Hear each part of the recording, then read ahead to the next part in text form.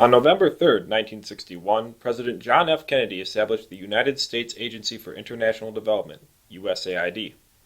In recognition of this 50th anniversary, the United States Consulate General in Frankfurt welcomed 100 distinguished guests for a discussion of the 50th anniversary of USAID, past experiences and future strategies of development assistance at the consulate on November 1st. Good evening and welcome to the U.S. Consulate Frankfurt. For many of you, it's your first time here. We hope it won't be your last. We're looking forward to having more events in this nice multi-purpose room. My name's Janet Miller, and I will be your MC for what promises to be a stimulating evening of information, discussion, reflection, and sort of prophesizing to what could be done better in the future. Janet Miller, head of the Consulate's Press and Cultural Section, kicked off an elaborate program introducing Consul General Edward Alford. And then President Kennedy was dissatisfied with the effectiveness of USAID, and he said, and I quote, "No objective supporter of foreign aid can be satisfied with the existing program. Actually, a multiplicity of programs, bureaucratically fragmented, awkward and slow. Its administration is diffused over a haphazard and irrational structure covering at least 4 departments and several other agencies. The program is based on a series of legislative measures and administrative procedures conceived at different times and for different purposes, many of them now obsolete, inconsistent, and unduly rigid, and thus unsuited for our present needs and purposes. Its weaknesses have begun to undermine confidence in our efforts, both here and abroad." Given this very dismal record to this point, the question was, why then should the United States continue to provide foreign economic assistance?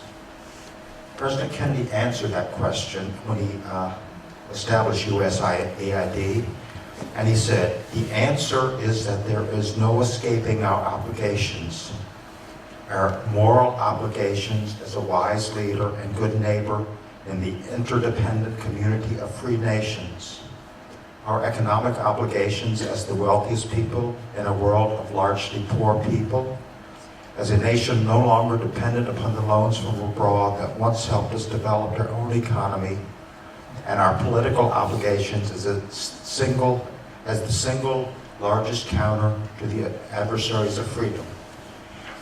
To fail to meet these obligations now would be disastrous and in the long run more expensive. For widespread poverty and chaos lead to a collapse of existing political and social structures which would inevitably invite the advance of totalitarianism into every weak and unstable area.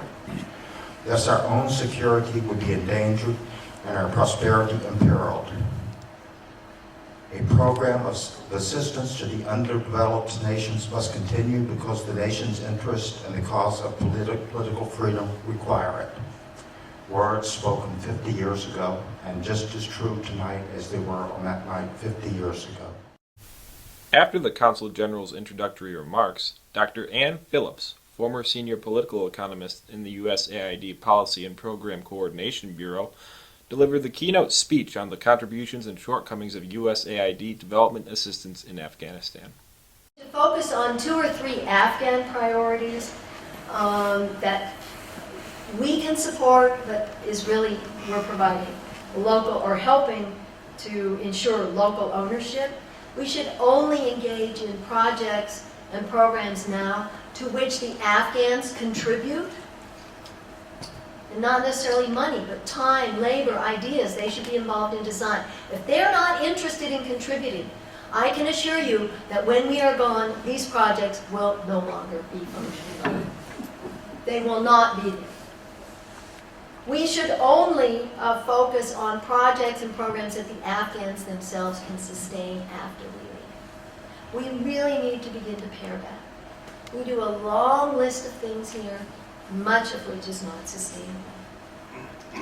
And we need to pay attention to the unintended consequences of aid. All aid is political. Drilling a well is political. Where you put a clinic is political. where you renovate a school is political.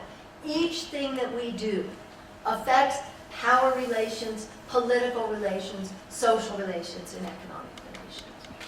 Do no harm is the watchword of the development assistance community. And we all subscribe to it, we just need to think more about the unintended consequences of aid.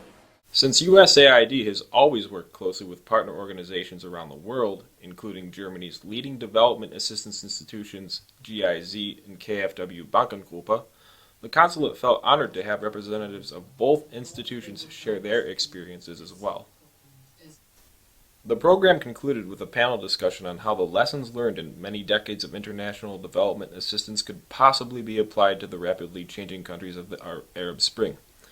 Moderator Dr. Baumgart-Ochse welcomed economist and Middle East expert Dr. Mohammed Rabi, Ms. Bauer-Ochse Barbosa of the GIZ, in addition to keynote speaker Dr. Ann Phillips.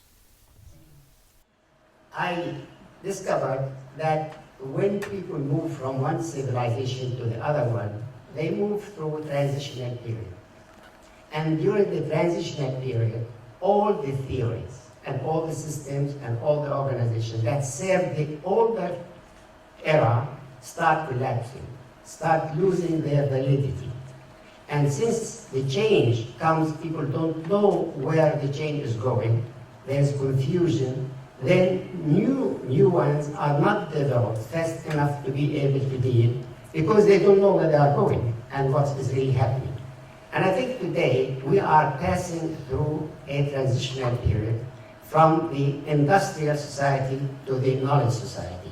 And because of that, theories and institutions are being fast invalidated and no new ones are being developed fast enough to take their place. And as an economist, my friends, and I know many, because I live in Washington, who work for the World Bank and work for the IMF, they say you are probably the only economist who dares to say what you say. I say that the theories of economic development, for example, that we studied in the 60s, in the 70s I studied, Rostow and other theories. I say all the theories that we studied and we taught at college are no longer valid. And this is what is happening today. And this is why our economists are unable to deal with the issues that we have at hand today, and we have to think outside the box. After the end of the program, Janet Miller thanked the speakers and the audience for having so lively engaged in inspiring discussions which were soon continued in the concluding reception.